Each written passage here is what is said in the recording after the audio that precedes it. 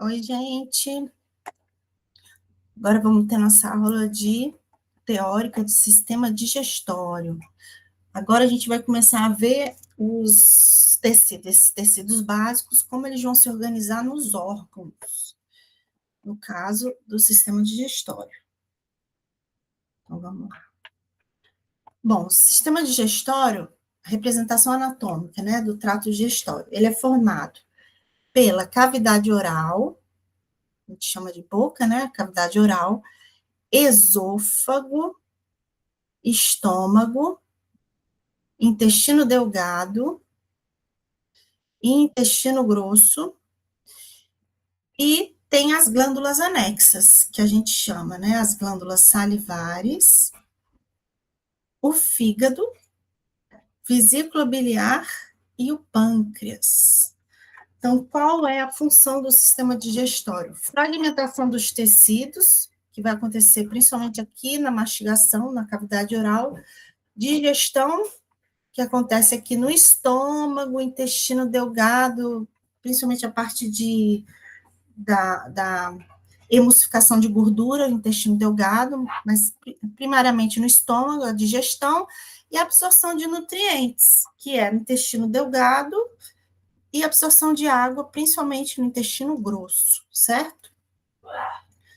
Bom, a estrutura geral do tubo digestório, pessoal, ela vai ser composta, nosso tubo, porque olha só, se vocês notarem, é um tubo único que liga cavidade oral até o ânus, certo? Cavidade oral, o que vai mudar é vai ser o diâmetro desse tubo. Ó. O esôfago ele vai ser um tubo mais, ele vai ser um tubo muscular. Quando chega no estômago, ele dilata, continua esse tubo. Intestino delgado, intestino grosso, ele fica mais dilatado, depois ânus, certo?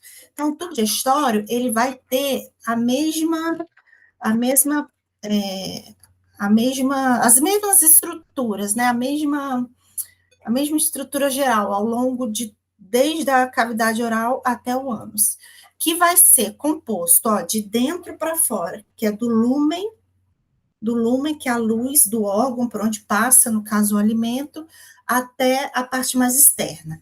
Internamente, a gente vai ter uma camada que a gente chama de mucosa. Essa mucosa é composta por três regiões: o revestimento epitelial. Esse revestimento epitelial vai variar de acordo com a região do sistema digestório. Por exemplo, revestimento epitelial de cavidade oral vai ser diferente do revestimento epitelial do estômago, certo? Que vai ser diferente do revestimento epitelial do ânus. Então, de acordo com a região do tubo digestório, esse revestimento epitelial vai variar. Então, tipo de epitélio variável, dependendo da região. Lâmina própria, que é a lâmina basal, pessoal, é um tecido conjuntivo frouxo que fica embaixo do epitélio, certo? A gente vai chamar de lâmina própria ou corium. É mais chamado de lâmina própria, um tecido conjuntivo frouxo. Aqui na foto, ó, é esse amarelinho aqui, tá vendo? Por onde está o pontinho. Ah, tá, vocês estão vendo. Onde está esse pontinho vermelho. Fica logo embaixo do epitélio. E olha só, e aí depois a gente vai ter, ainda constituindo a mucosa, vai ser a muscular da mucosa, que é musculatura lisa, é uma camadinha aqui de músculo liso que vai ficar abaixo da lâmina própria. Então, esses três componentes aqui, ó, epitélio, lâmina própria e muscular da mucosa, compõem a mucosa, certo? E aí, era só o que a gente pode ver aqui na mucosa, nesse desenho. Isso aqui são glândulas, a gente vai ter a lâmina própria vai poder conter glândulas. Lembrando, as glândulas são de origem epitelial, são glândulas exócrinas. O ducto, quer dizer, o corpo da glândula está no conjuntivo, mas o ducto vai desembocar lá no lúmen do órgão, certo? E a gente também vai ter nódulos linfáticos, nódulos linfóides, que a gente vai ver na aula de tecido linfóide. São aglomerados, principalmente de linfócitos, pessoal, células de defesa. O intestino, no caso aqui do nosso tubo digestório, a gente vai ter bastante órgão linfático espalhado pela lâmina própria do digestório, porque o digestório é um tecido que a gente vai receber muito corpo estranho, muito antígeno, certo? Vai ter bactéria, vai ter a flora bacteriana normal do intestino, e tem que ter células de sistema imune, certo? Bom, além da mucosa composta de epitélio, aqui tá maior, ó, mas depois eu vou falar, depois eu mostro direitinho. Além da mucosa, que tem epitélio, conjuntivo muscular da mucosa, tem outro conjuntivão aqui, tá vendo? Ele é chamado de submucosa. Essa aqui, olha, submucosa. A submucosa é tecido conjuntivo, ela vai poder conter também corpo de glândulas, certo? Ó, essa aqui é uma glândula na camada submucosa, essa aqui é uma glândula na lâmina própria, certo? Então, vai ter também corpo de glândula, olha o ducto, que também desemboca, uma glândula exócrina, que vai desembocar lá no lúmen do intestino. Essa submucosa vai conter plexos nervosos, ó, plexo submucoso, controle da atividade muscular. Lembra que eu falei para vocês já em umas 2 aulas que nosso intestino ele é cheio de plexo nervoso, cheio de gânglio nervoso, que são neurônios, certo? Que ficam fora do sistema nervoso central, são gânglios do sistema nervoso autônomo, que faz parte do sistema nervoso periférico, que vão ficar ao longo no caso aqui da submucosa, esse plexo mucoso aqui, submucoso, a gente vai ver o nome dele, o plexo de Meissner. Eu acho que vai aparecer, ou senão eu mostro na prática. Deixa eu ver o que mais tem. Pronto, na submucosa é isso, praticamente, né? Plexos nervosos, ou gânglios nervosos, corpo de glândulas. Abaixo da submucosa, pessoal, a gente vai ter uma camada muscular. Na realidade, assim, ao longo de todo o tubo digestório, quase nosso tubo digestório todo são 2 camadas musculares, certo?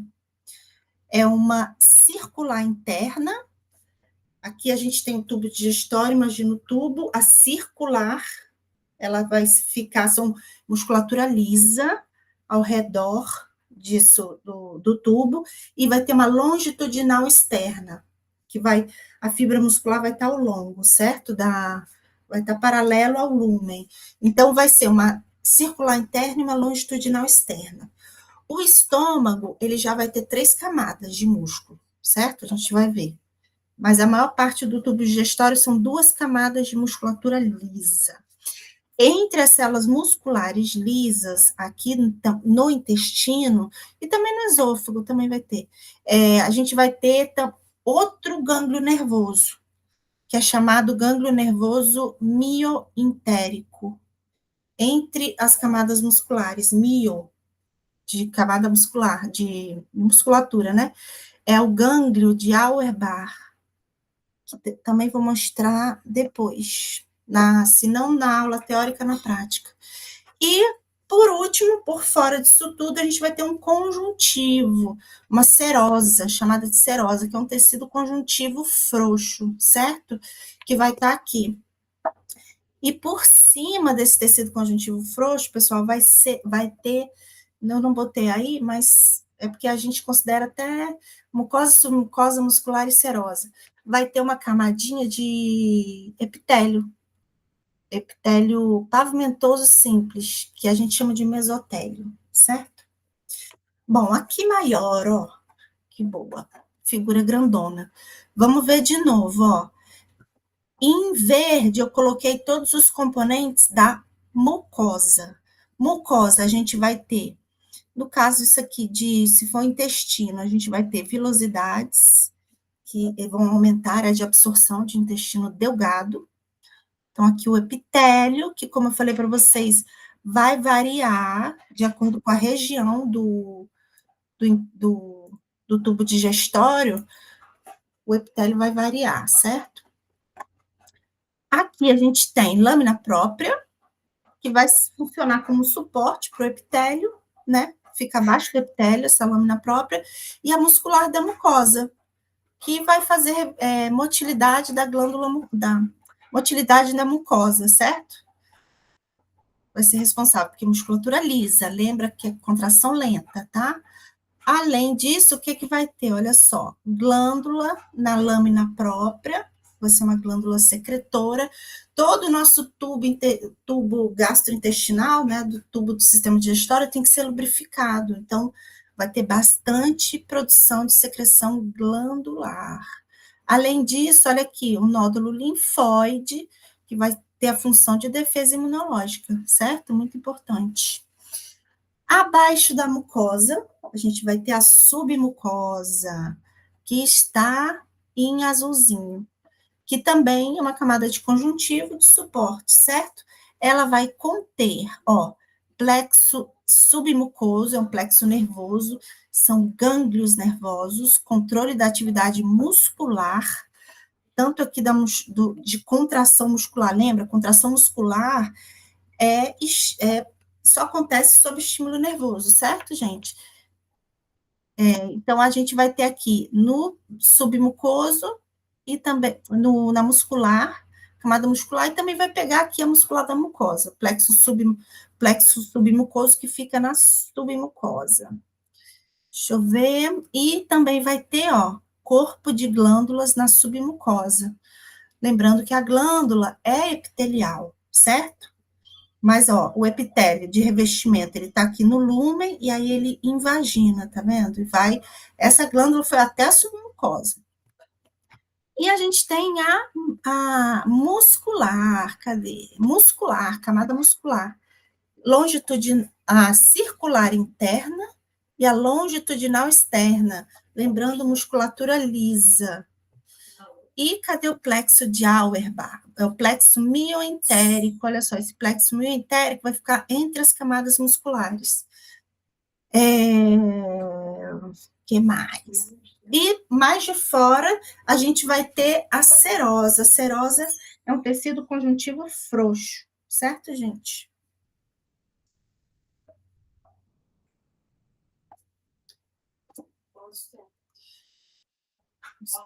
A mucosa oral. Desde o início, certo? Falar de estrutura. Cavidade oral, esôfago, estômago, intestino, delgado, grosso, reto, ânus. Então, bora. Cavidade oral ou mucosa oral. A nossa mucosa oral, pessoal, ela vai ser composta. Imagina, vocês têm que pensar muito na função. Na boca, a gente mastiga, o alimento bate na nossa. Imagina aqui, ó, o epitélio dentro da boca. O alimento bate no epitélio, a gente fala, arrasta o dente aqui. Então, a mucosa oral tem que ser de um epitélio, um revestimento epitelial de proteção. Não dá para ser um epitélio simples, por exemplo. Tem que ser um epitélio pavimentoso estratificado, olha só, estratificado, pavimentoso, ele vai ser queratinizado em alguns pontos. Ele vai ser pavimentoso, estratificado, queratinizado, gengiva, onde os dentes se inserem, e no palato duro, céu da boca, ou não queratinizado, que é o palato mole, e aqui, ó, porção interna dos lábios, bochecha internamente, o assoalho da boca, abaixo da língua, certo? Vai ser um epitélio pavimentoso estratificado, não queratinizado. Mas uma coisa interessante que pode acontecer, nos fumantes crônicos, né, esse epitélio tudo queratiniza, como uma forma de proteção do epitélio. Ele produz essas células aqui do epitélio, essas células, elas produzem queratina para proteção, certo? Então, o indivíduo que fuma, ele vai ter bastante queratina, vai ter mais queratina, o epitélio vai ser mais duro, o epitélio oral, certo? Mas se ele para de fumar, uma das primeiras coisas que acontecem é esse epitélio volta ao normal, certo? Bom, aqui a gente tem, se vocês já tiveram aula de pele, aqui a gente também tem papilas, olha só. Essas papilas do conjuntivo, isso aqui é o conjuntivo, certo, pessoal? Ó, esse aqui é o epitélio pavimentoso estratificado, esse aqui é o tecido conjuntivo. Aqui a gente tem as papilas. Na pele a gente chama de papilas dérmicas, né? Vai ter a mesma função, gente. Como a nossa mucosa oral está sobre bastante tração, né? Atrito toda hora, tô falando, aí, ou quando a gente está mastigando, o epitélio tem que ser bem presinho no conjuntivo. Então, tem essas papilas que aumentam a área de adesão do epitélio pavimentoso estratificado, não queratinizado ou queratinizado da cavidade oral, e o conjuntivo aqui embaixo. Bom, a língua, gente, é um órgão muscular. E como a gente mexe a língua quando a gente quer movimentação voluntária, é um tecido muscular estriado esquelético, que é revestido por uma mucosa oral com a lâmina própria densa, lâmina própria, aquela é mucosa, certo? Mucosa é epitélio, lâmina própria, muscular da mucosa. No caso aqui da língua, a lâmina própria vai ser bastante densa, um tecido conjuntivo denso. Qual a função da língua? Auxiliar na mastigação e na trituração do alimento, no caso da função no sistema gastrointestinal, né? Existe uma grande quantidade de proeminências na superfície da língua, que são as papilas linguais. Sério? Certo? Isso aqui, na verdade, assim, a parte anterior da língua vai ter esse sulco mediano com as papilas aqui. Lá, se vocês botarem o linguão para fora, na frente do espelho, vocês conseguem ver um tecido rugoso atrás, na porção mais posterior. Isso aqui é tecido linfóide, certo? Que a gente ainda vai ver. Então, a parte da língua que a gente chama que vai ter as papilas vai ser aqui nessa porção anterior, certo? Aqui a gente tem um desenho de algumas papilas, a gente vai ver os tipos, ó, as papilas mais comuns que a gente chama de filiformes, algumas chamadas de circunvaladas, e tem um outro tipo chamado de fungiforme. Olha aqui elas. A gente tem, ó, as papilas filiformes, parecem uns espinhos aqui, gente, são essas aqui. Parecem uns espinhozinhos por cima da nossa língua. Essas papilas é uma mucosa oral queratinizada, tá vendo a queratina aqui, ó? Filiformes, ó, formato cônico, ovalado, numerosas, presentes em toda a superfície dorsal da língua. Mucosa oral é queratinizada, não possui botão gustativo, que é um neuroepitélio, gente. Neuroepitélio, que eu falei lá na aula de epitélio, ele é uma junção dos dois tecidos. Vai ter, olha só, o botãozinho gustativo, né? O botãozinho gustativo, ele é formado por uma célula epitelial, que a gente chama de célula de suporte, e por um neurônio do tipo bipolar, um dendrito e um axônio. Então, vai ter uma célula pequenininha chamada de célula basal, que vai ser uma célula tronco. Então, a gente vai ter uma célula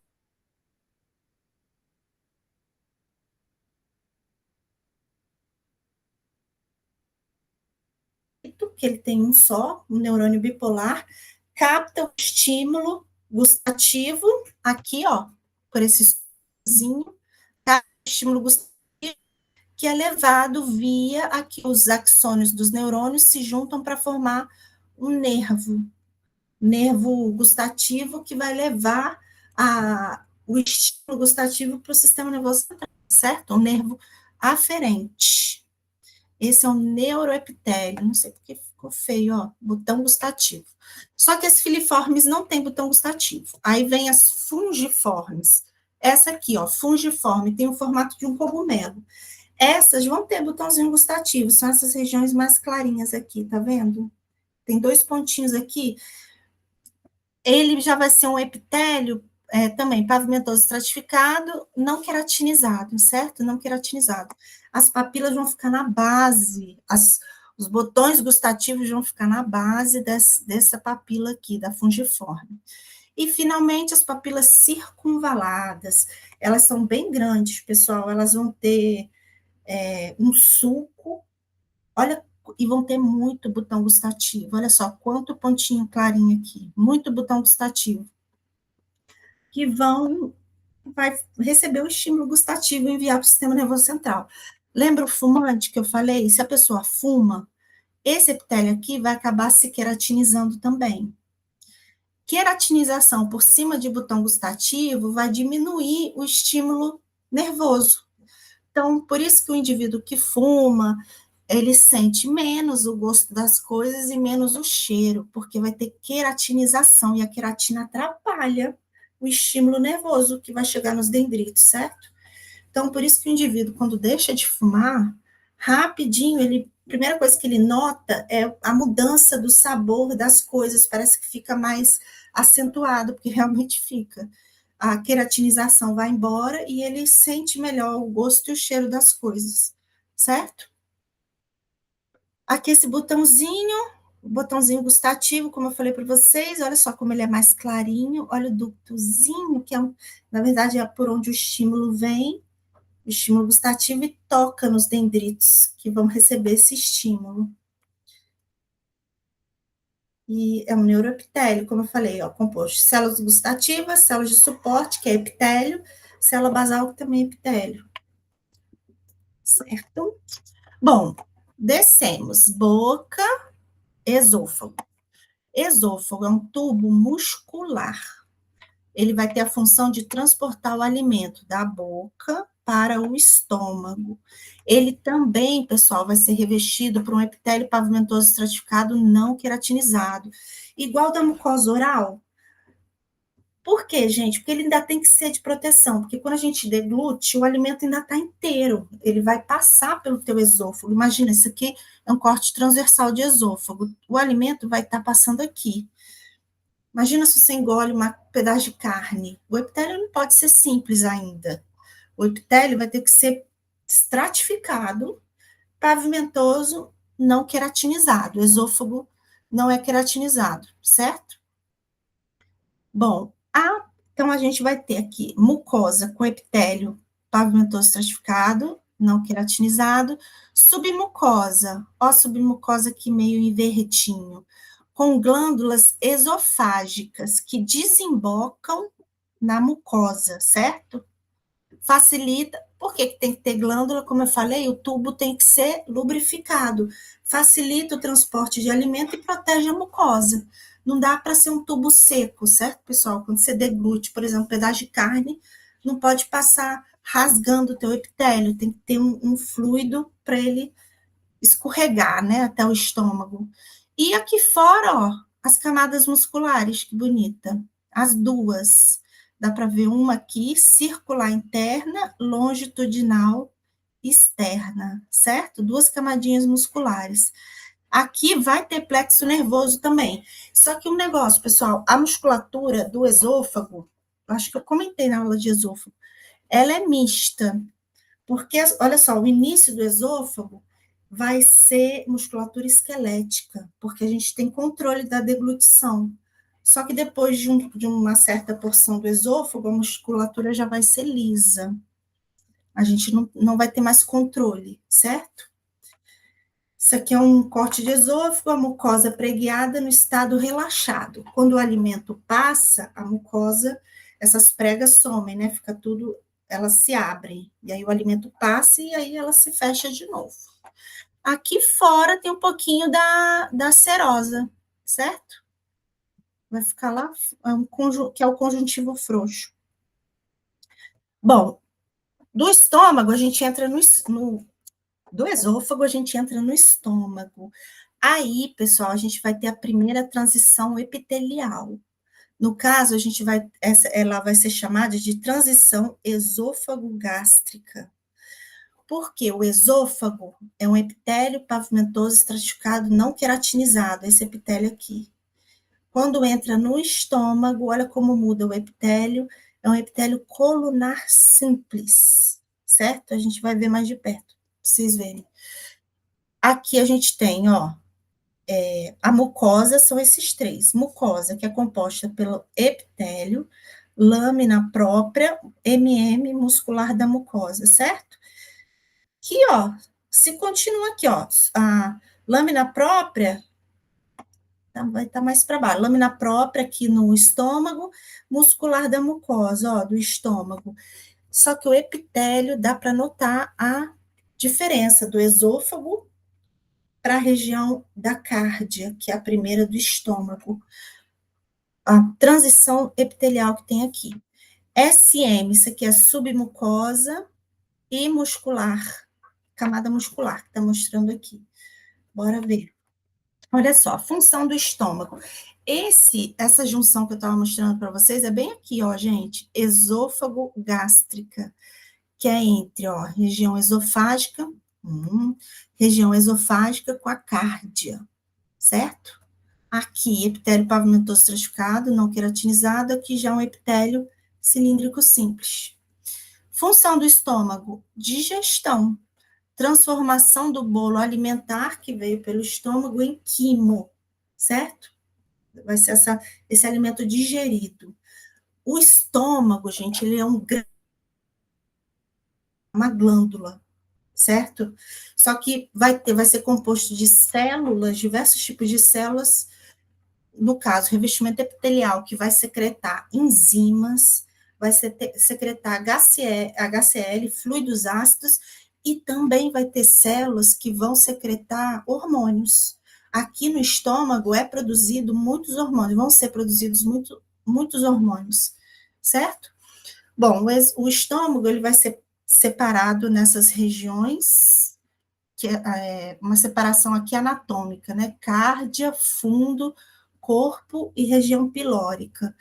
Histologicamente, a gente tem mais diferenças em cárdia, corpo e fundo, a histologia é a mesma, vocês vão ver a profundidade das glândulas é igual, e a região pilórica também vai ser diferente. Então, na histologia, vocês vão ver as glândulas, como elas ficam, na verdade, a porção glandular, que vai ser menor na região da cárdia, maior, vai ser bem grande na região do fundo e do corpo, e no piloro vai ser mais a região do ducto que vai ser maior. A gente vai ver isso. Olha só, então aqui no estômago, gente, a mucosa, ela vai ser composta, vamos ver aqui na mucosa da região do corpo. Olha só, isso aqui é a glândula, é o epitélio, esse é o epitélio gástrico, ele é um epitélio cilíndrico simples, que, olha só, forma glândulas tubulares. Algumas são tubulares simples, outras tubulares compostas, certo? Mas são glândulas tubulares. Essa parte inicial da glândula, que é o ducto, a gente chama de fosseta. Então, invaginações, essas invaginações iniciais aqui, a gente chama de fosseta gástrica. O que difere, olha só, entre as regiões? As fossetas do epitélio gástrico da região pilórica são bem maiores, tá vendo? Do que da região do corpo e da região da cárdia. Já essa região aqui, ó, é a região produtora mesmo, é a glândula em si, é o corpo da glândula. Vai ser bem maior na região do corpo, certo? E menor nas regiões da cárdia e da região pilórica. Bom, o epitélio, ele vai ser colunar simples, no caso aqui tanto das fossetas quanto aqui embaixo nas glândulas, vai ser um epitélio colunar simples. Aqui nas fossetas, pessoal, essas células, elas vão produzir uma mucosa, uma glândula, vão produzir uma secreção alcalina, aqui em cima, alcalina. Por quê? Porque aqui embaixo a gente vai ter células que vão produzir HCl, ácido clorídrico, que é uma substância altamente ácida.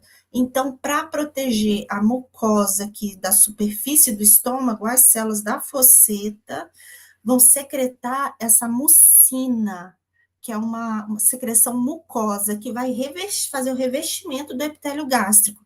Porque esse HCl, ele tem que pegar o alimento, não a célula, certo? Então, o alimento é que vai ser, misturado com esse HCl.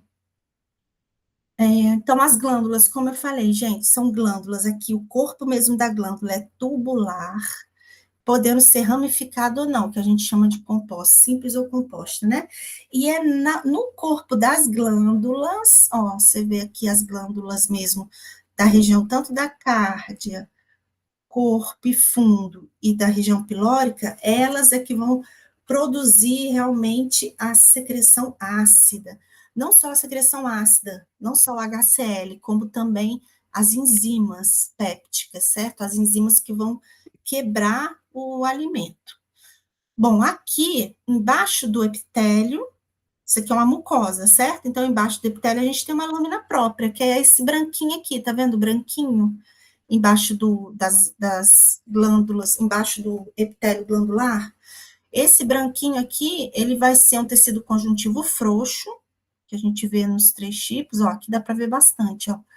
E ele vai conter, vai poder conter nódulos linfóides, olha só, um bem aqui, que lembra, é para defesa do nosso corpo, vai ter um monte de linfócito aqui, certo? Embaixo dessa lâmina própria, a gente tem a muscular da mucosa, que fecha a mucosa, certo? Mucosa, epitélio, lâmina própria, muscular da mucosa. Ó, a muscular da mucosa vai ser tecido muscular liso. Todo mundo aqui tendo. E embaixo da mucosa, a gente tem submucosa, tecido conjuntivo denso, certo? Que aqui só está aparecendo um pedacinho. Aqui, no caso da cárdia, nem está aparecendo a submucosa, a muscular também não está aparecendo nessa foto, mas como eu falei no início da aula, o estômago tem 3 camadas musculares, certo? Diferente do resto do trato gastrointestinal. Novamente, tecido muscular liso, sempre tecido muscular liso. E vai ser uma circular interna, uma longitudinal interna, circular média, longitudinal externa. Aqui as camadas de musculatura lisa do estômago. E do lado de fora, que dá para ver, ó, nessa foto, um tecido conjuntivo que vai ser mais frouxo, que a gente chama de serosa, certo? Olha só as glândulas, isso aqui é um desenho, né, das glândulas. As glândulas, gente, aqui é a região da fosseta, que é o ducto, ó. Fosseta ou fofécia, gente, fovéula, fovéula ou favela, gente, isso eu não lembro. Mas vocês vão ver mais no livro, no Junqueira, principalmente, como fosseta, certo? Fovéula ou favela, agora eu não sei. Fosseta gástrica. Essas células aqui da fosseta vão produzir mucina, lembra? Uma secreção bastante alcalina, para proteger o epitélio do estômago aqui da superfície, o epitélio cilíndrico simples. Pronto, é aqui começa a parte glandular, produtora mesmo de secreção. Aí a gente vai ter diferentes, vai ter essa glândula, vai ter 3 regiões, um nomezinho, cada região vai ter as suas células. Se bem que essas células, tem célula que vai estar em todas as regiões. Então, o início da glândula, pessoal, mais próximo à fosseta, a gente chama de istmo, vai ter a região do colo e a base da glândula, certo? Ó, aqui, por fora, fosseta ou, não estou conseguindo ler nem de óculos, gástrica, aqui a glândula gástrica mesmo. A glândula gástrica é dividida em istmo, colo e base. E aí a gente vai ter as diferentes células com os diferentes tipos de secreção, pessoal. A gente vai ter células parietais ou oxínticas, que olha só, elas vão poder estar aqui no istmo, no colo e na base da glândula, ou seja, estão em toda a glândula. Elas vão produzir HCl e um fator intrínseco, que é um tipo de hormônio, certo? Produz HCl. Células mucosas do colo. Aqui no colo vai existir uma célula que vai produzir um muco alcalino também, que a gente chama de mucinas, certo? Proteger, a função é proteção do epitélio, porque imagina, vai estar sendo produzida HCl, tem que ter mucina aqui e na fosseta também para proteger. Além disso, vão ter células-tronco, todo o epitélio vai ter célula-tronco para renovação de célula. O epitélio é todo renovado, ó, vai ter célula-tronco, principalmente aqui na região do colo. E a gente vai ter também células imogênicas ou pépticas, ó, principalmente aqui na base, bases imogênicas ou pépticas, principalmente na base. As células imogênicas ou pépticas, elas é que produzem as enzimas gástricas, as enzimas digestivas. Exemplo, pepsinogênio, lipase, são enzimas que vão quebrar ali o alimento, certo? E existe um outro tipo de célula super importante. Lembra que eu falei para vocês que o nosso estômago também produz hormônio?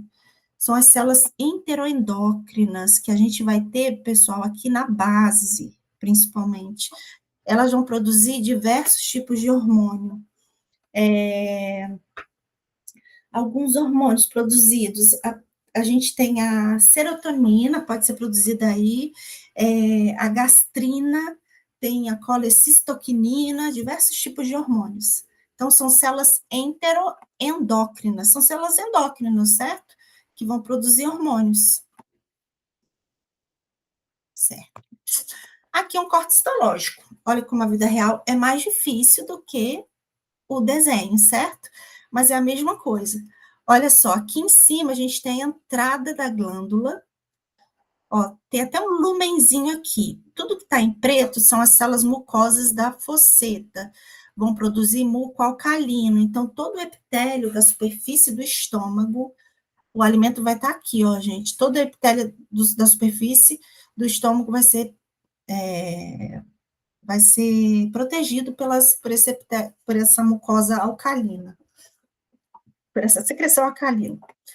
Aqui, aí a gente vai ter a região do istmo, do colo e da base da glândula. Aqui, assim, o que dá para perceber principalmente são as células parietais que se coram menos. Células parietais vão produzir o HCl, certo? E as células imogênicas, que são as mais coradas, produzem principalmente as enzimas, que é a proteína. A proteína sempre cora mais. As enzimas pépticas.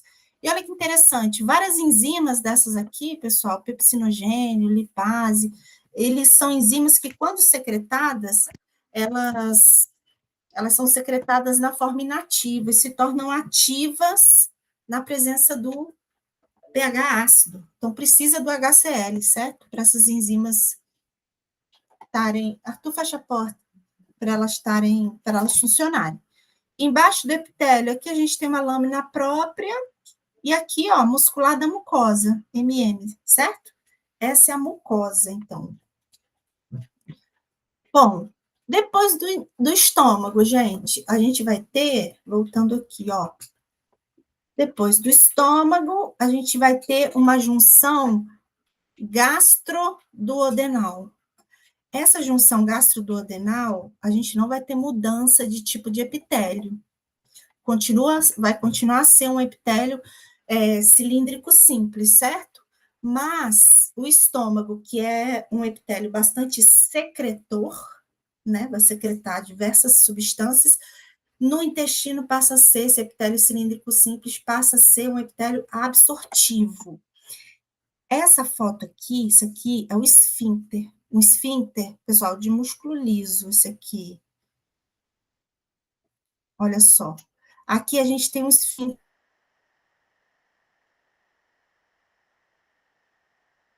do né, a primeira porção.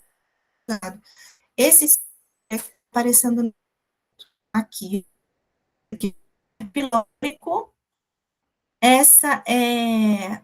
Aqui a gente vai ter aqui é o estômago, né? Aqui é o intestino, aqui é o estômago, D de duodeno. Esse G é até uma forma quando a gente está tentando ver, às vezes, se é duodeno, se não é duodeno, porque o intestino delgado é dividido em duodeno, jejum e ilho, né? O duodeno vai ter um monte de glândula na submucosa, que a gente chama de glândulas de Brunner, certo? No duodeno. É uma secreção mucosa alcalina. Por que, pessoal, vocês acham que tem que ter isso aqui? Alguém acertou.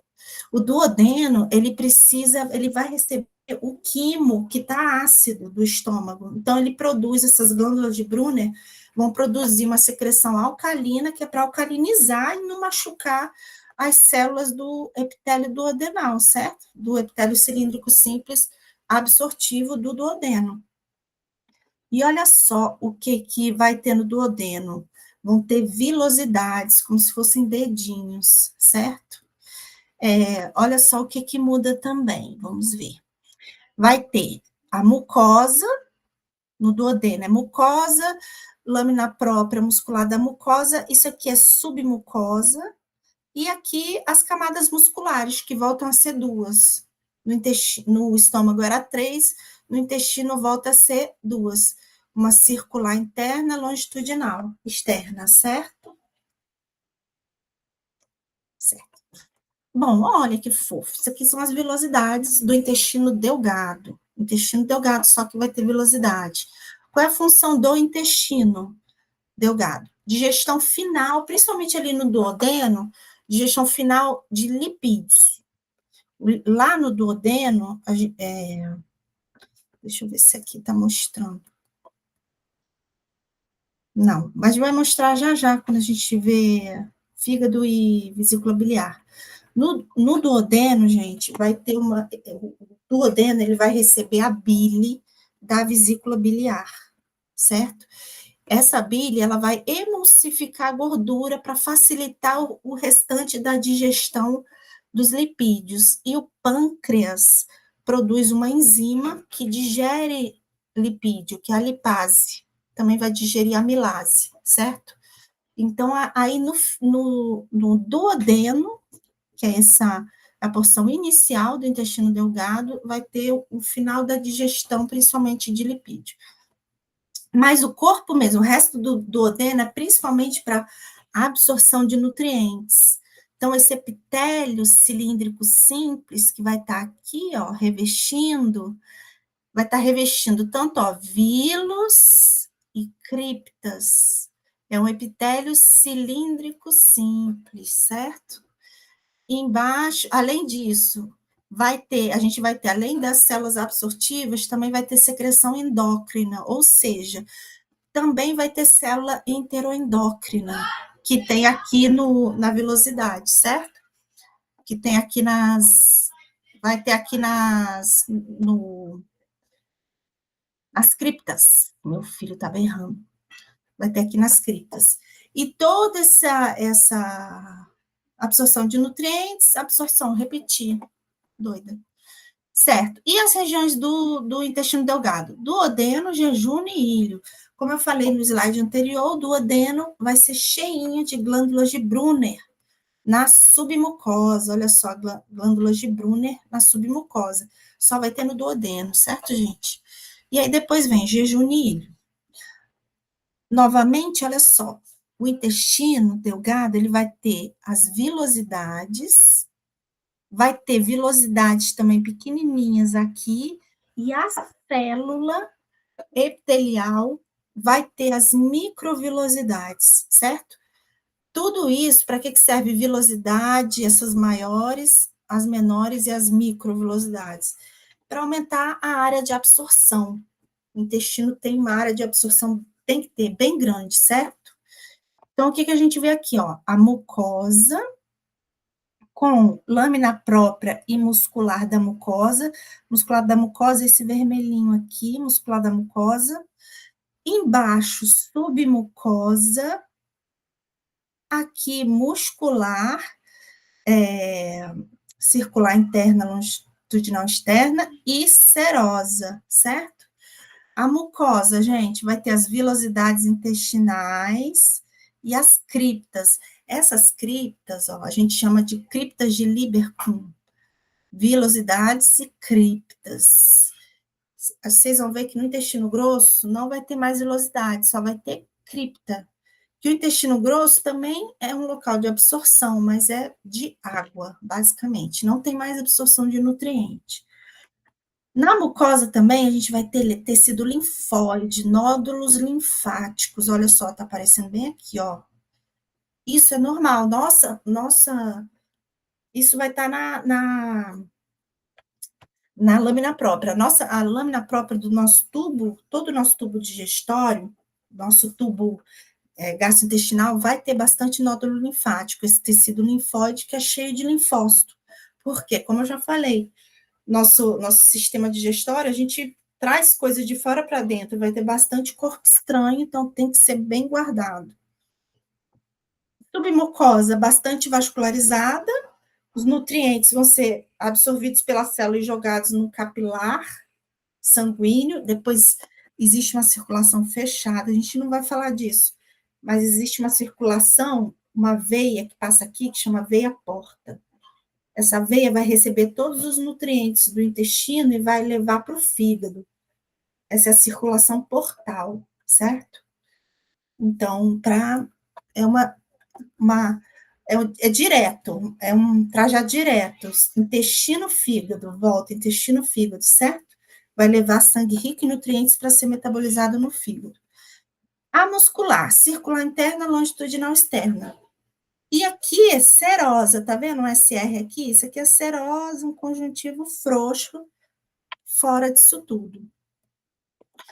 Bom, olhando mais de perto, olha só, pessoal, o epitélio é cilíndrico, isso aqui é desenho. Epitélio cilíndrico simples. Essas células aqui, a gente chama nas vilosidades, né, nos dedinhos, isso aqui, nas vilosidades. A gente vai ter dois tipos celulares, que são as células epiteliais, é o epitélio cilíndrico simples, que a gente vai, são células absortivas, porque absorvem, elas são chamadas de enterócitos. São enterócitos, são as células absortivas, são as células do epitélio cilíndrico simples do intestino, certo? E no meio, não entre, assim, em menor quantidade, a gente vai ter células caliciformes, são as células produtoras de muco, que a gente falou na aula de epitélio. É uma glândula unicelular, é uma célula que vai produzir muco, certo? No o intestino grosso vai ter muito mais célula caliciforme do que no intestino delgado. Por que será, né? É uma coisa a se pensar. Vamos ver se vocês acertam. Bom, e as criptas? As criptas de Lieberkühn, criptas de Lieberkühn, elas vão ter mais tipos celulares. Olha só. A gente vai ter nas criptas, além das células absortivas, dos enterócitos e das células caliciformes, olha só elas aqui, produtoras de hormônio, que são essas verdinhas, ó. Vamos ter células de Panet, essas células vão ajudar no controle do microbiológico, assim, elas produzem várias substâncias antimicrobianas para controlar ali a flora bacteriana, são células que vão ajudar ali na defesa, e também a cada 5 dias, mais ou menos, todo esse epitélio, ele é renovado. A gente não fica um mês com o mesmo epitélio intestinal, certo? Ele é renovado. Enquanto que aqui embaixo, nas criptas, ó, vai acontecendo uma mitose, à medida que essas células proliferam, elas vão migrando. Vão lá para cima, para as vilosidades, e lá nas vilosidades elas estão descamadas, certo? Então tem que ter essa renovação celular. Bom, e olha só que interessante essa célula. Existe uma célula que está em menor número, mas ela existe tanto em epitélio intestinal, como também entre as células epiteliais do epitélio respiratório, que a gente vai ver. Ó, isso aqui são 3 células epiteliais, 3 células epitélio colunar, ou cilíndrico simples, com microvilosidades, que abordam em escova. E olha aqui, isso aqui é uma célula caliciforme. Eu já ia dizer que era a célula M. Essa célula caliciforme, o que ele está mostrando nessa figura é que, olha só, nosso intestino tem que ser guardado por células do sistema imune. Aqui ele está mostrando 2 linfócitozinhos. Olha que o linfócito, ele entra por entre as células epiteliais para ficar por ali guardando, certo? E a gente também pode ter, ó, essa célula M. A célula M é uma célula apresentadora de antígeno, certo? Olha só, isso aqui, PP. Isso aqui, nessa foto, a gente tem, tá de cabeça para baixo. A gente tem o epitélio intestinal aqui, submucosa, a camada muscular. Olha o nódulo linfático bem grandão na lâmina própria. Esse nódulo linfático, pessoal, é um agregado de linfócitos. O que acontece? A célula M, que é uma célula epitelial especializada, ela vai fagocitar corpos estranhos e apresentar para os linfócitos que estão aqui embaixo, no caso aqui, ó, linfócitos dessas placas de Peyer, desses nódulos linfáticos que estão aqui, certo? Então, essa célula M, ela vai ser uma célula apresentadora de antígeno, e ela vai ter, ó, invaginações na sua porção basal, para os linfócitos virem e terem um contato ainda mais direto com qualquer antígeno que essa célula possa capturar. E o macrófago também vai estar lá, pessoal. O macrófago faz parte daquela nossa resposta imune inicial, é uma célula altamente fagocítica que vai estar lá esperando, e ele também é uma célula apresentadora de antígeno, ele também vai apresentar qualquer antígeno aos linfócitos. Então, o que a célula M faz? Capta antígenos por endocitose, na verdade vai ser uma fagocitose, né, porque essa célula capta o antígeno, fragmenta e apresenta esse antígeno para os linfócitos que estão bem ali, pertinho dela, certo? Essa célula M a gente vai ver tanto, novamente, em epitélio intestinal, quanto em epitélio respiratório, também veremos. Bom, aqui, a lâmina própria, que é aquele conjuntivo logo embaixo do epitélio, ele vai ser bastante rico, ele é um tecido conjuntivo frouxo, mas muito rico em vasos sanguíneos, vasos linfáticos e aqui em musculatura lisa, que é a muscular da mucosa, certo? Em vaso sanguíneo, gente, tem que ter, porque olha só, o alimento digerido que está aqui, a absorção, os enterócitos, que é a célula do epitélio cilíndrico simples, vai absorver esses nutrientes e jogar logo aqui, ó, nos capilares, nesse monte de capilar, que posteriormente, pessoal, vai virar uma veia porta, que vai levar esse tanto de nutriente que foi absorvido aqui lá para o fígado, certo? Uma circulação fechada, que é a circulação portal. Além disso, olha só, na aula de circulatório, eu falei que a linfa, está dentro dos vasos linfáticos, ela tem bastante gordura. É por causa, principalmente daqui, pessoal, os lipídios, os quilomicrons, que são os lipídios que vão ser absorvidos aqui, eles vão ser jogados dentro do vaso linfático. Então, o vaso linfático também vai ter bastante lipídio, certo? Deixa eu ver, e na submucosa, aqui não está mostrando, na submucosa a gente vai ter muita placa de Peyer, que é essa daqui, ó, que são os nódulos linfáticos. Olha como tem muitas placas, ó, chega de cerca de 30 placas, maioria no ilho, já perto do intestino grosso. Duodeno, jejum, ilho. Ilho é a última porção do intestino delgado antes do grosso. Vocês vão ver que o intestino grosso é cheio de placa de Peyer, inclusive no apêndice. Quando essas placas de Peyer, um monte de nódulo linfático inflama, é o que a gente chama de apendicite, certo? Além disso, temos as musculares, as camadas musculares, circular interna, longitudinal externa, e a serosa, que não está mostrando aqui no desenho, até tá, ó. Aqui está mostrando os plexos nervosos também, ó, o plexo submucoso, que é o de Meissner, e o plexo mioentérico, que é o plexo de Auerbach, que fica entre as camadas musculares. A serose aqui fora é camada delgada de tecido conjuntivo, revestida por mesotélio, que é esse epitélio. Eu juro que eu estou na dúvida se ele é pavimentoso ou cúbico simples. Depois eu colo. Aqui, falei, olha.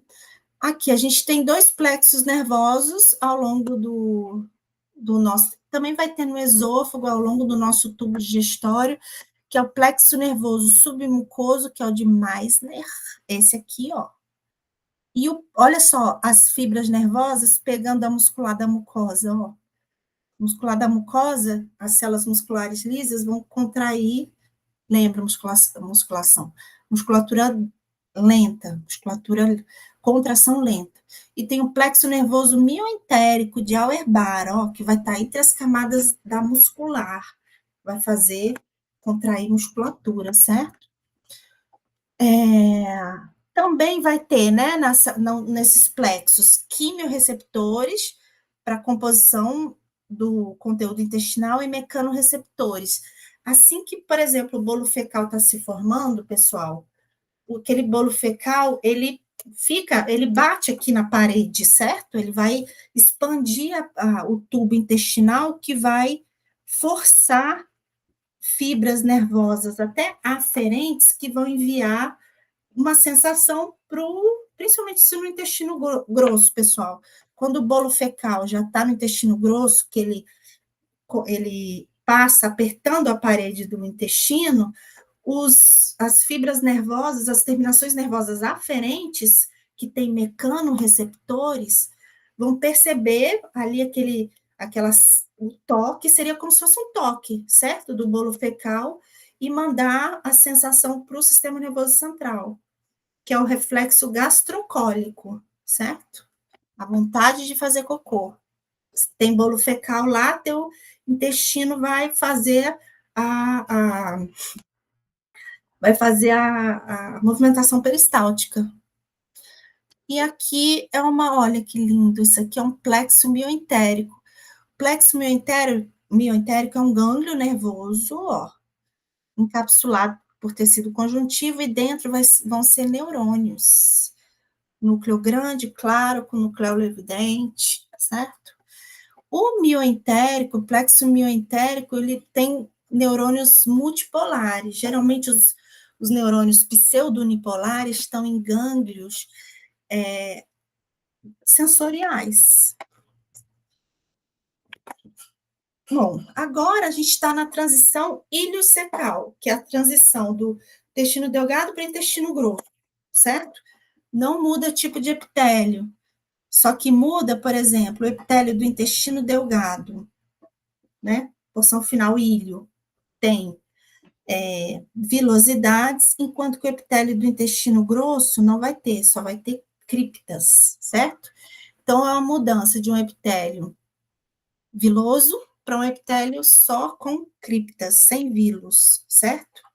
Isso aqui está parecendo um nódulo linfático. Isso aqui é M de mucosa. Não, não é mucosa. Isso aqui tá feio, esse corte tá uó. Quem sou eu para falar, né? Quero ver fazer igual, né? Mas não tá dando para ver direito. Bora ver aqui intestino grosso. Ó, isso aqui é comparação de intestino delgado para intestino grosso. Intestino delgado tem vilos e criptas.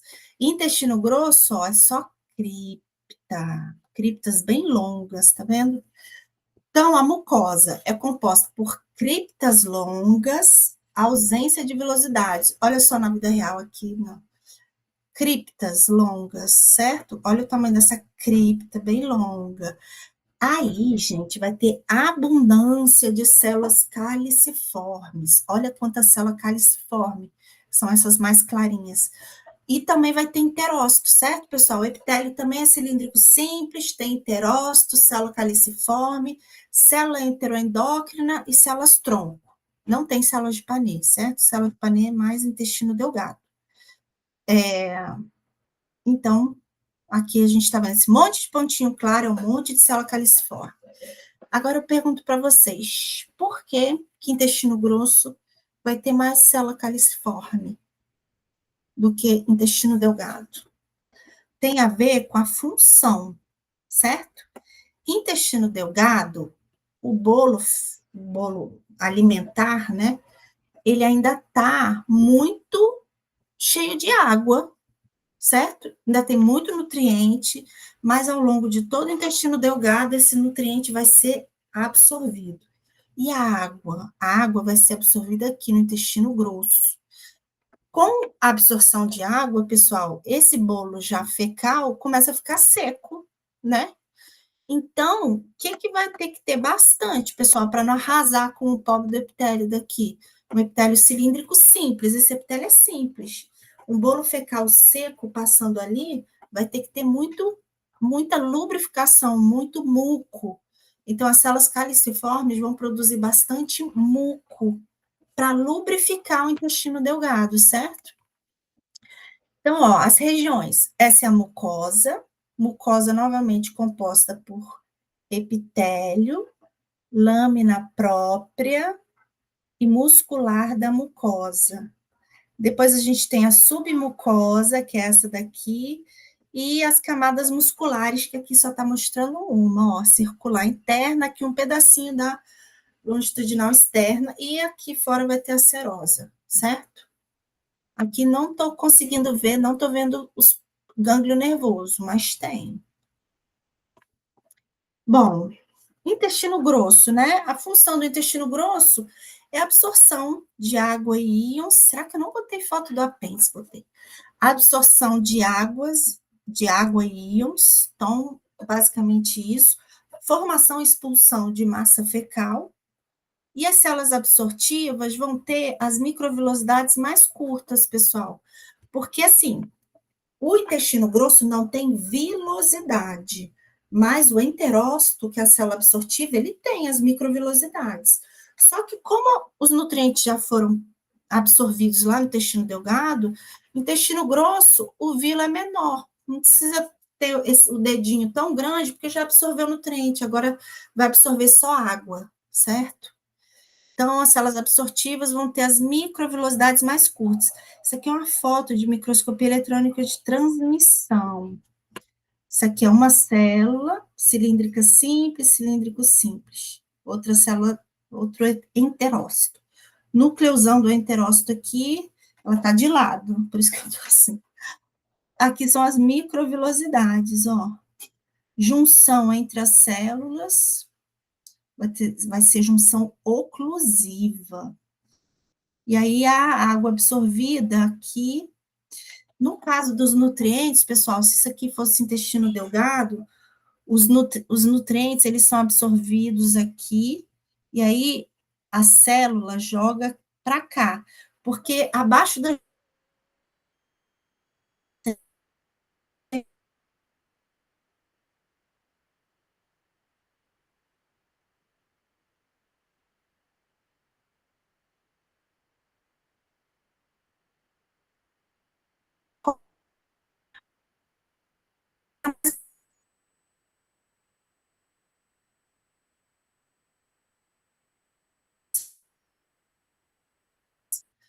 5 vezes. Isso aqui é a submucosa com os nódulos linfóides, ó. E aqui fora, circular interna longitudinal. E mais para fora aqui, uma serosa de tecido conjuntivo. Pode ser até bastante tecido conjuntivo, tecido adiposo. E o apêndice? O apêndice é um divertículo do seco. Região do seco é a primeira porçãozinha do intestino delgado. Quer ver? Vou voltar rapidão, juro que é rápido.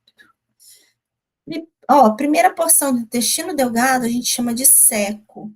O apêndice é esse divertículo, é essa tripinha que sai do seco, certo?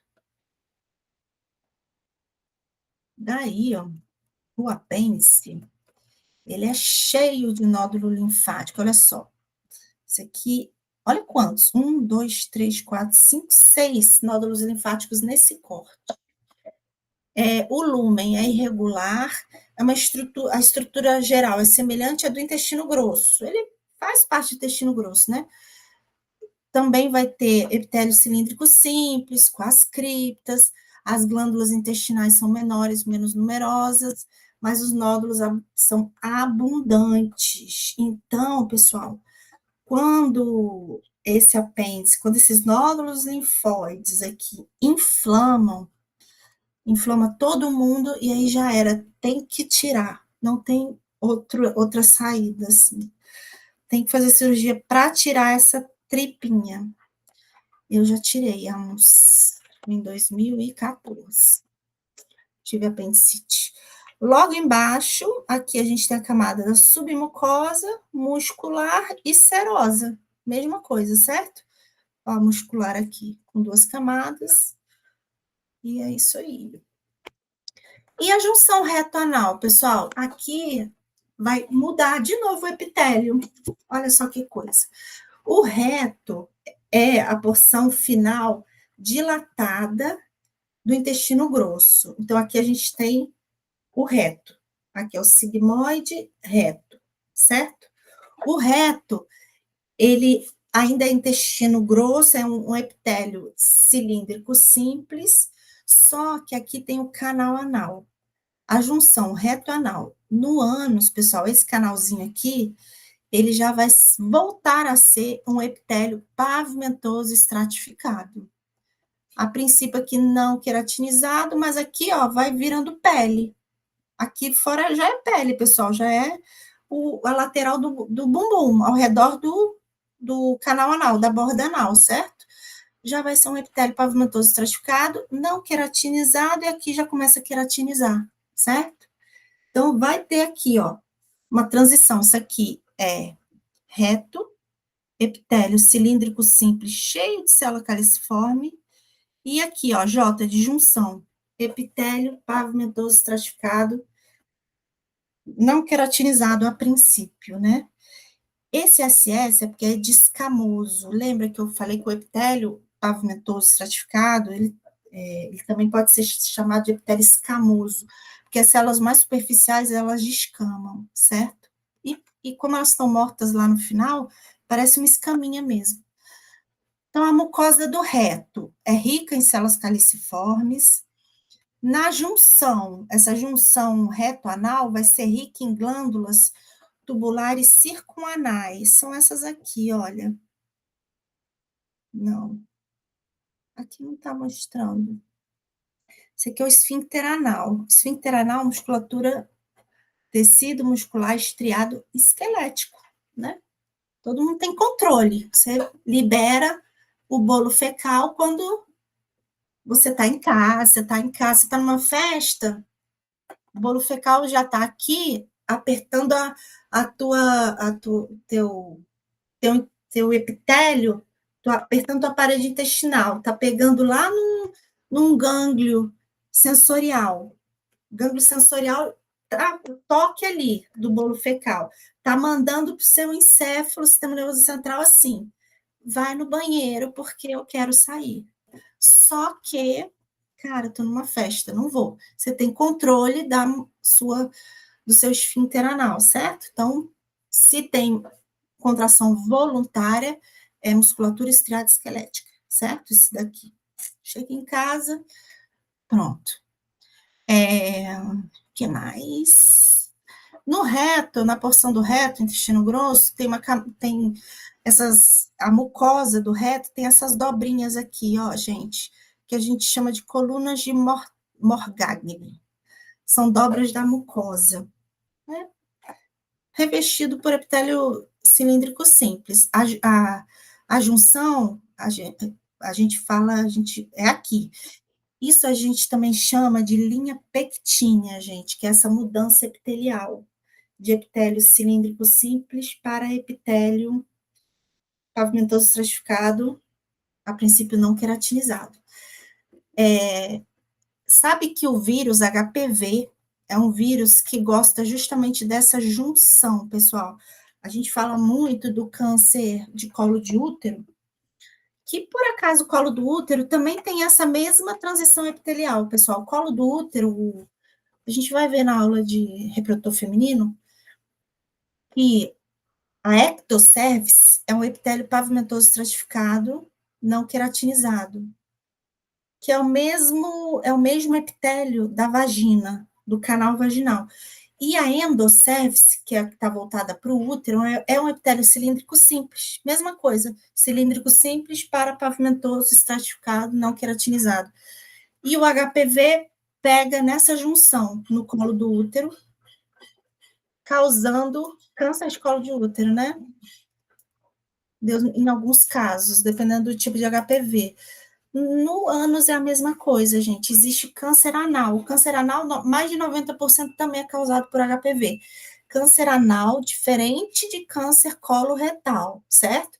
Câncer coloretal não é pelo vírus HPV, é outra coisa, é até um tumor até mais agressivo. Câncer anal é escamoso, né? É do epitélio escamoso, é o câncer geralmente causado pelo HPV, que vai infectar também essa mesma transição epitelial que tem no colo do útero. E agora, os anexos, essa aula é grande mesmo. Os anexos, eu vou mais rápido. Os anexos do trato digestório, pessoal, a gente tem as glândulas salivares, tem as maiores e as menores, né? As maiores são aquelas que a gente conhece, ó, parótida sublingual submandibular, mas elas geralmente, olha só, elas são glândulas do tipo acinosa, aquele que parece um cacho de uva. Lembra que eu falei que as glândulas endócrinas podem ser tubulares ou ácinos, cachinhos de uva. As glândulas salivares são ácinos, são cachinhos de uvas. São glândulas multicelulares, formadas por várias células. Elas são encapsuladas, aqui por fora, esse é o desenho, tem cápsula de tecido conjuntivo, que vai separar as glândulas em septos, olha só. Aqui o conjuntivo seria essa parte branca, ó, certo? Aqui na foto. Elas vão ter as terminações secretoras, a porção secretora, que é essa aqui, a final do cacho de uva, e o ducto, e a porção ductal, certo? Então, essas glândulas salivares, elas vão poder ser mucosas, serosas ou seromucosas, como essa daqui, a sublingual, se eu não me engano, a sublingual, ela é mista, ela é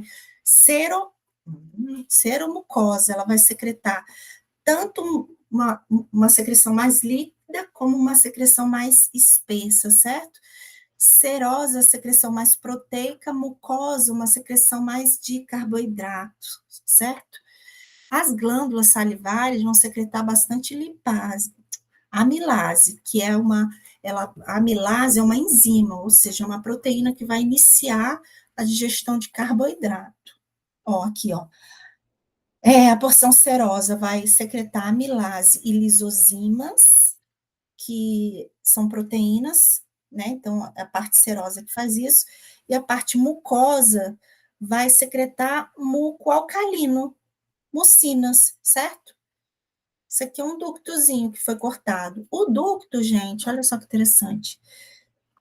E as glândulas, a maior parte do corpo da glândula, ela é um epitélio cúbico simples, mas vai ter ducto que vai poder ter epitélio estratificado, cúbico estratificado, mas de no máximo 2 camadas de célula. Qual é a função das glândulas salivares? Aqui tem ó, a foto da parótida, sublingual, submandibular. Submandibular, ela é mais serosa. Parótida também, serosa. A sublingual é que é seromucosa, né? Então, porque aqui essa parte eu estava na dúvida, mas essa submandibular, a parte mais clarinha aqui é ducto. Ela é mais serosa mesmo. Qual é a função das glândulas salivares? Lubrificação da mucosa oral, fica sempre molhado, até que facilita a fala. Proteção, já que vai ter na nossa saliva, vai ter IgA, que é um tipo de anticorpo, produzido pelo plasmócito, que é uma célula do sistema imune. Lisozimas, lactoferrinas, são 2 proteínas antimicrobianas, certo? Vai manter o pH neutro, vai umedecer os alimentos e vai dar início à digestão dos carboidratos através da amilase salivar, certo? A amilase também vai ser produzida lá no pâncreas, mas aí a gente chama de amilase pancreática. E o pâncreas, olha só quem apareceu, o pâncreas. Pâncreas é uma glândula mista, mas porque o pâncreas é exócrina e endócrina.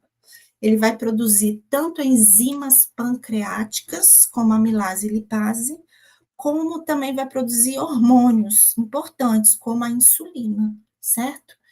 Então, a glândula exócrina, que é o que interessa, que a gente vai ter ainda a aula de endócrino. As glândulas exócrinas, no caso que a porção exócrina do pâncreas, ela vai ser uma acina também, ó, vai ser uma glândula do tipo acinosa. E a porção endócrina, deixa eu ver se tem a foto aqui, não, mas a gente vê na prática. Porção endócrina são ilhotas, são agregados de células endócrinas que a gente chama de ilhotas de Langerhans. Bom, a parte exócrina vai produzir enzimas digestivas em resposta à colecistoquinina e acetilcolina. A colecistoquinina, pessoal, é um hormônio produzido pelas células enteroendócrinas do estômago, certo? Colecistoquinina. Que o pâncreas também vai fazer? Secreção, vai secretar mucos alcalinos pelas células dos ductos. Então, essas células ductais aqui, isso aqui não, juro que eu não vou cobrar esses nomes não, tá? Células do ducto, epitélio cúbico simples, vão secretar também uma substância mais alcalina, em resposta a outros dois hormônios produzidos por células enteroendócrinas, certo? Colecistoquinina. Estou na dúvida se é do estômago ou do intestino. Depois veremos. Mas é célula enteroendócrina, certo? Que vai produzir a colecistoquinina. E também, como eu falei, o pâncreas, através da sua parte endócrina, vai produzir não só, vai produzir insulina e glucagon e outros hormônios também, certo? E o fígado? O fígado é a maior glândula do nosso corpo, certo? Ele vai, produto da secreção do fígado é a bile. A bile é produzida no fígado, mas ela é armazenada num saquinho que fica atrás do fígado, pessoal, chamado de vesícula biliar. Bom, o produto da secreção, como eu falei, é a bile, o fígado, a bile, ela emulsifica a gordura, certo? Emulsifica, como se fosse um detergente de gordura. Se você lavar, se você botar óleo na tua mão e tentar tirar só com água, não vai sair. Agora, se você usar sabão, o sabão quebra as moléculas de lipídio, é isso que a bile vai fazer. O fígado, gente, ele é um órgão metabolizador, ele vai metabolizar lipídio, proteína, carboidrato, metaboliza substâncias tóxicas como álcool, drogas, metaboliza também fármacos, certo? Metaboliza bastante, ó, inativa drogas, às vezes, e ativa fármacos, vocês vão ver, não sei se vocês vão ter farmacologia, mas existem algumas drogas, fármacos, existem alguns fármacos que quando a gente ingere, eles estão na sua forma inativa, quando passam por fígado, eles são metabolizados e se tornam ativos, certo? Em muitos fármacos acontece isso. E em drogas ilícitas, no caso, elas são, às vezes, inativadas também no fígado. E o álcool também vai para o fígado. Por isso que excesso de álcool acaba com o teu fígado, né? O fígado fica... As células epiteliais, que o fígado sendo uma glândula, é um órgão epitelial. As células epiteliais acabam morrendo, não aguentam. E olha que fígado é um órgão bastante que se renova, né? O tecido epitelial é um tecido que se renova, mas tudo tem limite, né? O álcool destrói, depois de um alcoolismo crônico, destrói tantas células hepáticas que o fígado fica todo cheio de cicatriz, de tecido conjuntivo, porque a célula epitelial morre e aí o conjuntivo preenche ali, que é um tecido mais fibroso, no caso, que é um tecido de cicatriz, vai preencher aquele espaço. O fígado vai ficando todo rígido, cheio de cicatriz e perde sua função, porque o conjuntivo que preenche aquele espaço não faz a função da célula epitelial hepática, certo? Do fígado. Olha só que também é importante, vai sintetizar os hepatócitos, que são as células hepáticas.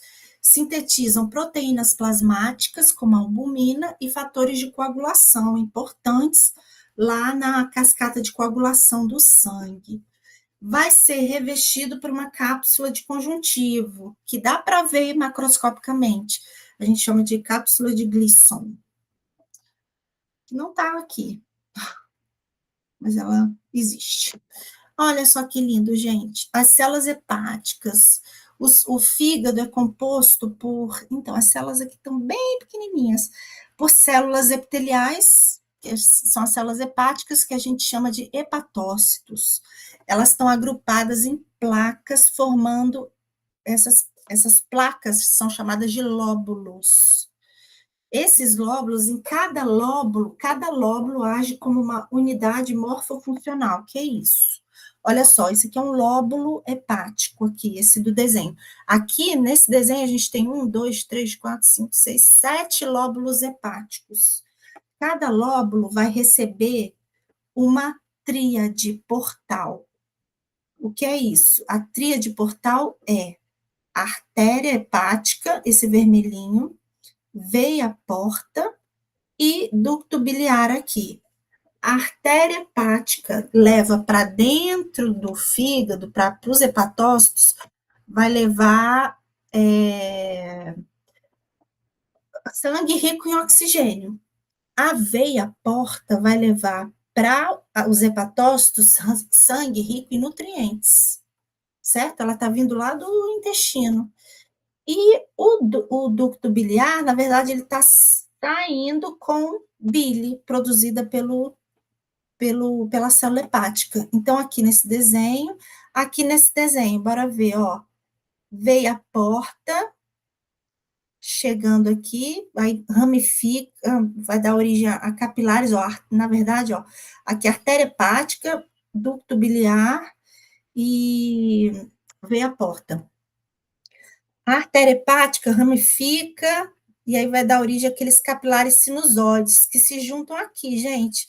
O sangue arterial e o sangue venoso aqui vão se misturar nesse capilar sinusoide do fígado. O capilar sinusoide, lembra que ele é super permissivo, vai ter macrófagos hepáticos aqui, que a gente chama de células de Kupfer, acho que está no próximo slide, que vão fagocitar principalmente hemácias velhas, né? A hemácia vive cerca de 120 dias no nosso corpo, depois disso ele migra para o fígado, principalmente para ser a hemácia para ser fagocitada.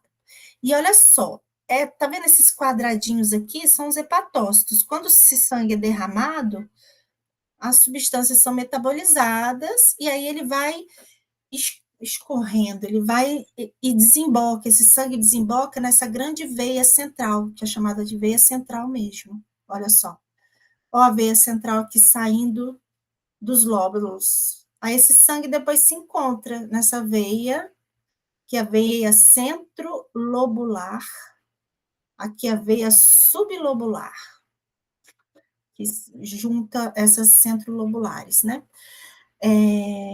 Então, essa é a tríade. O que é a tríade portal? São esses três juntos, ó, aqui dá para ver nesse corte histológico.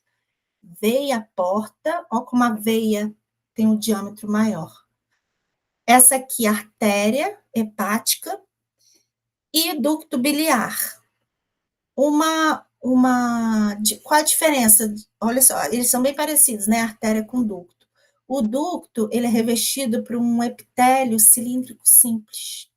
A artéria não, pessoal. A artéria vai ter aquele monte as 3 camadinhas: lâmina elástica interna, túnica média, lâmina elástica externa. Isso aqui, na verdade, também é um ramo da artéria hepática, né? Não é a artéria hepática. E aqui, esse monte de núcleos são os hepatócitos. Então, essa é a tríade.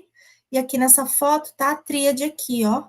Tríade, porque estão sempre juntinhos, ó. Só que o ducto biliar, aí aqui a tríade portal, desembocando, ó, nos capilares sinusoides, e o sangue todo indo aqui para a veia lobular, e chegando aqui nessa veia sublobular. Uma coisa que eu ia falar, O hepatócito, ele produz a bile. Enquanto o sangue vai estar chegando da artéria e da veia hepática, a bile vai estar saindo, certo, gente? Pelo ducto, pelo ducto biliar aqui. Deixa eu ver se tá no próximo. Ó, aqui. Gente, apagou. Bom, sinusoides. Sinusoides são os capilares sinusoides, recebem sangue arterial e sangue venoso rico em nutrientes. Ó, a tríade portal de novo. Ramo da artéria hepática, veia porta, ducto biliar. Ó, aqui são os hepatócitos que vão receber o capilar sinusóide, onde vai ter mistura aqui do sangue. Esse sangue super rico em nutrientes da veia porta vai ser, esse monte de nutriente vai ser derramado, metabolizado aqui, vai ter muito macrófago, que a gente chama de células de Kupfer, esse aqui, ó, que vai estar ali, além de fagocitar hemácia, vai estar ali para fagocitar qualquer treco estranho que tenha ido para o fígado. E aqui a veia centro-lobar, e esse é o ducto, canalículos biliares, e esse é o ducto biliar. O hepatócito produz a bile, joga nesse canalículo e vai desembocar aqui no ducto. E vai embora, certo? Para a vesícula biliar. Canalículo biliar. Pronto, aqui direitinho, ó. Os hepatócitos, que monte de hepatócito? Hepatócito, tudo isso é hepatócito. Aqui, o hepatócito joga a bile para dentro do biliar. Aqui parece um epitélio cúbico simples. Os dúctulos biliares. Eu não, juro que eu não vou cobrar isso, não, gente.